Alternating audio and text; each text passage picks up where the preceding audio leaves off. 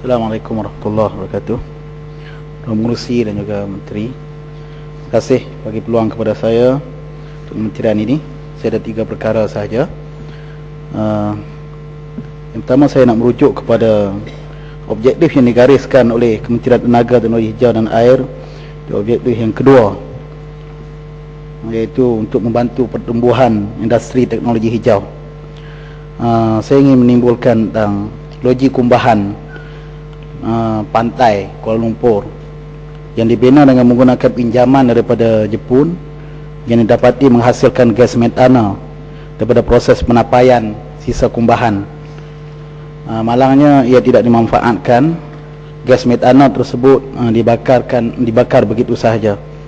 Jadi saya ingat kementerian boleh lihat pembaziran ini, sekiranya kita boleh manfaatkan tenaga tersebut. Yang kedua, saya ingin merujuk kepada butiran 010200.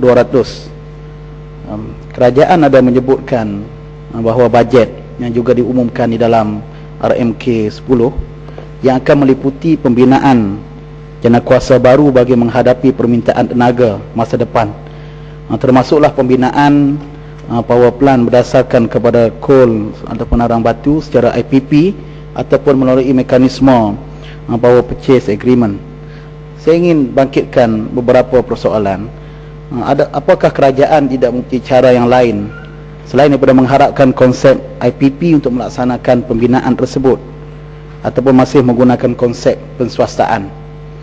Yang kedua, apakah pemilihan penjana ataupun IPP bagi power plant yang baru ini akan dilakukan melalui proses tender terbuka?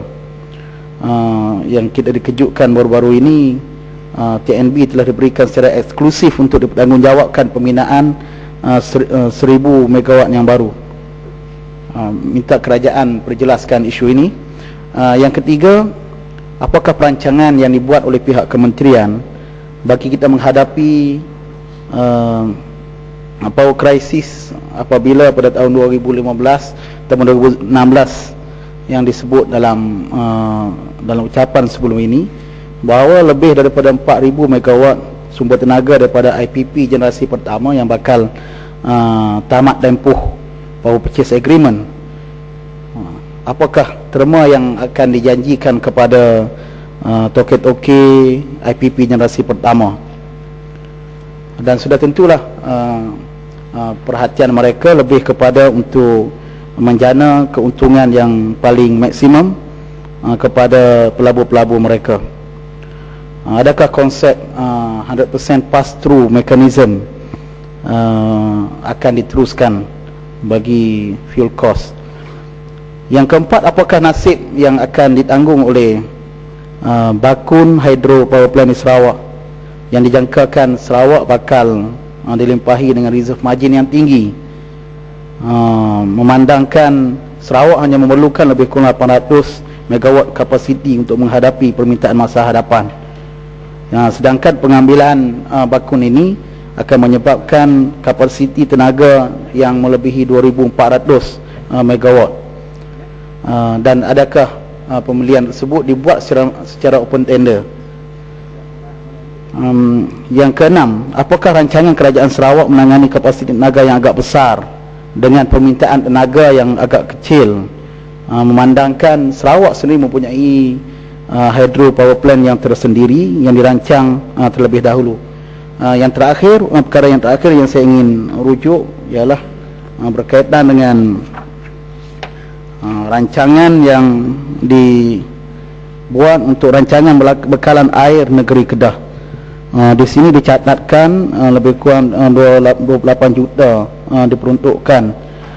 Saya ingin bangkitkan tentang persoalan air yang masih lagi mengalami tekanan yang rendah di kawasan Padang Terah. Saya dah bangkitkan, ingat 2 tahun yang lalu, tapi belum ada tindakan yang konkret daripada pihak kementerian.